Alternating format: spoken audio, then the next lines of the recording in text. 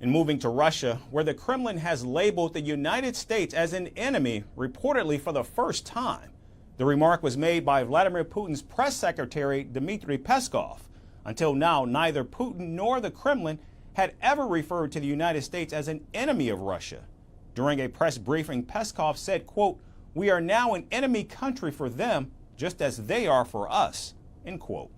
Now, this was in response to a claim made by a former American intelligence officer who was recently barred from traveling to Russia and had his passport confiscated by U.S. border officials.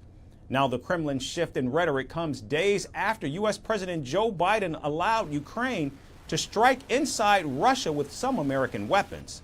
Latest reports say Ukrainian forces have used U.S. weapons to strike Russian targets inside Russia to defend the Kharkiv region.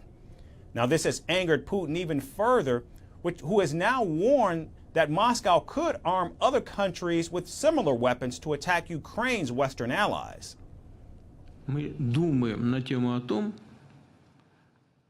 What must we do in response? First of all, we will improve our air defense systems to destroy the missiles.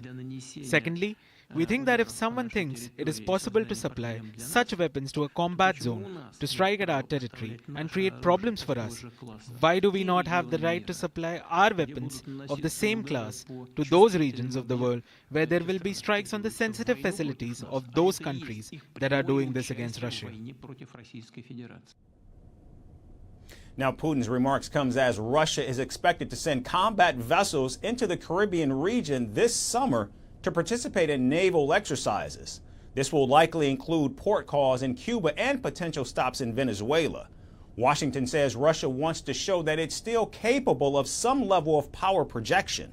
However, the Biden administration does not view the deployment with alarm since Russia repeatedly sails ships into the Western Hemisphere. But now, with tensions increasing between the two nations over the war in Ukraine, it remains to be seen if Russia's naval drills will become a flashpoint of heightened alarm for the United States.